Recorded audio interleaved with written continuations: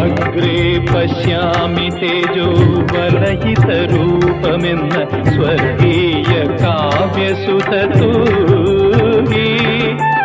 അഗ്രേ പശ്യാമി തേജോവലഹിതരൂപമെന്ന സ്വർഗീയ കാവ്യസുതൂകി.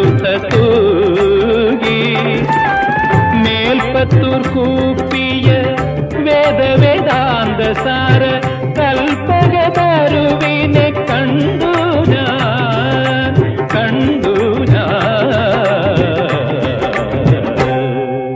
നവകാഭിഷേകം കഴിഞ്ഞു, ശംഖാഭിഷേകം കഴിഞ്ഞു. നളിന വിലോചനൻ ഗുരുവായൂരപ്പന്റെ കമനീ